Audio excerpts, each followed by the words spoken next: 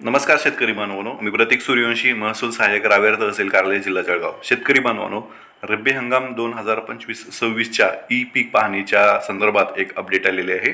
बघा, बऱ्याचशा शेतकऱ्यांनी आपली रब्बी हंगाम 2025-26साठी ई पीक पाहणी करून घेतलेली नाही.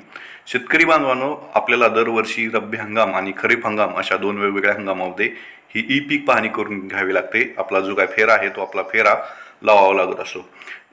जर तुम्ही ही ई पीक पाहणी करून घेतली नसेल तर तुम्हाला बऱ्याचशा शासनाच्या ज्या काही योजना आहेत त्यापासून वंचित राहावं लागेल.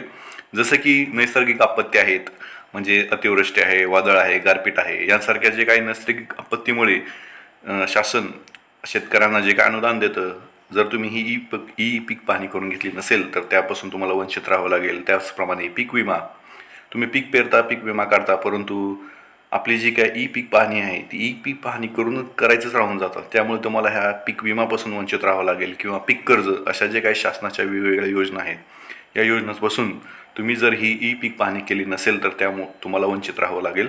त्यामुळे ही तुमच्यासाठी अपडेट आहे. बऱ्याचशा शेतकऱ्यांनी आपली वेळेत ई पीक पाहणी केलेली आहे, त्यांच्याबद्दल काहीच प्रॉब्लेम नाही.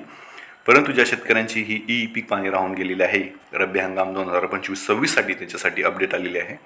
बघा, शेतकरी शेतकरी स्तरावर ई पीक पाहणी करायची तारीख जी होती ती 10 डिसेंबर 2025 पासून 24 जानेवारी 2026 पर्यंत होती.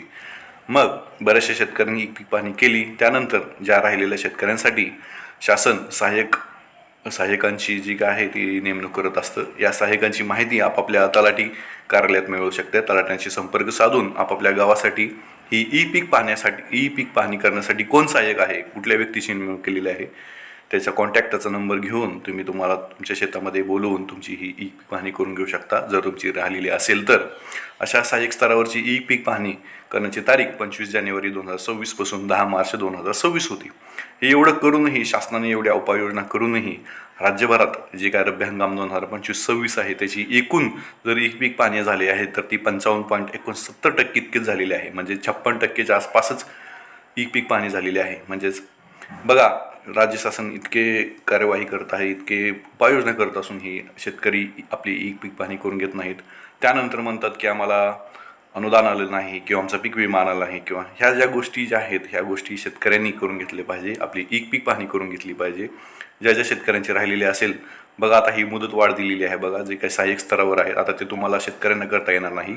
आता तुमचे जे काय तुमच्या गावामध्ये नेमलेले सहाय्यक आहेत, या सहाय्यकाच्या माध्यमातून आता 31 मार्च 2026 पर्यंत ह्या सहाय्यकांना मुदत वाढ दिलेली आहेत.